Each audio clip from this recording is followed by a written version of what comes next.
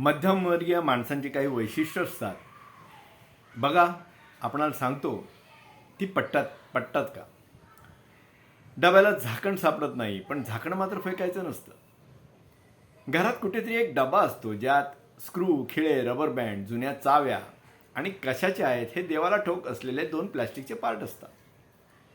आणि स्वयंपाकघराच्या दारामागे असते पिशव्यांची पिशवी. तिचा जन्म कधी झाला हे घरात कोणालाच माहीत नसतं. भाजीची पिशवी आली आत, मेडिकलची आली आत, कपड्यांच्या दुकानातून जरा जाड पिशवी मिळाली की तिचं प्रमोशन. ही ठेव चांगली आहे. आता आपल्या घरात चांगली पिशवी ही फार व्यापक संकल्पना आहे. जिला भोग नाही ती चांगली. कधीतरी पिशव्यांची पिशवी इतकी फुगते की दारामागून बाहेर डोकावं लागते. मग घरातला एखादा धाडसी माणूस प्रश्न विचारतो, एवढ्या पिशव्या कशाला हव्यात? त्यावर उत्तर येतं, तुला काय त्रास होतोय? राहू दे, कधीतरी लागतील. मध्यमवर्गीय संसारात कधीतरी या 2 शब्दांनी जेवढी जागा व्यापली आहे तेवढी बहुधा फर्निचरनेही नाही. 10 वर्षापूर्वी मोबाईलचा चार्जर आहे. 10 वर्षापूर्वीच्या मोबाईलचा चार्जर आहे. मोबाईल गेला, कंपनी गेली, कदाचित तो चार्जिंग पोर्ट सुद्धा इतिहास जमा झाला, पण चार्जर आहे. दिवाळीत आलेल्या मिठाईचा सुंदर डबा आहे. त्यात मिठाई नाही, सध्या काहीच नाही, पण डबा फेकायचा नाही, कारण चांगला आहे.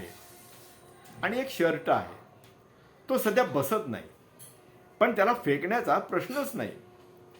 5 किलो कमी झालं की होईल. तो शर्ट कपडा नसतो, तो आशावादाचा पुरावा असतो. मला कधी कधी वाटतं आपण वस्तू साठवत नाही, आपण कधीतरी साठवत असतो. कधीतरी लागेल, कधीतरी उपयोग होईल, कधीतरी वेळ मिळेल, कधीतरी मी पुन्हा तसा होईन. आणि मग एक दिवस जाणवतं आपल्या मनात सुद्धा अशीच एक पिशव्यांची पिशवी आहे. 10 वर्षापूर्वी कोणीतरी केलेला अपमान अजून आहे. 5 वर्षापूर्वीचं कौतुकही आहे. एक निर्णय चुकीचा घेतला होता, तो आहे, त्याचं गिल्ट आहे. कुणीतरी आपल्याशी कसं वागायला होतं त्याची अपेक्षा आहे. आणि त्या भांडणात समोरच्याला द्यायचं राहून गेलेलं भन्नाट उत्तर तर अगदी व्यवस्थित जपून ठेवलंय. कशासाठी? बहुधा कधीतरी लागेल. भगवद्गीतेत श्रीकृष्ण म्हणतात, विहाय कामन्य सर्वान पुमाश्चरती निसृषा निर्ममो निरंकार स शांती गधी गच्छती. माझं म्हणून प्रत्येक गोष्ट घट्ट धरून ठेवण्याची गरज ज्याला उरत नाही तोच शांततेकडे जातो.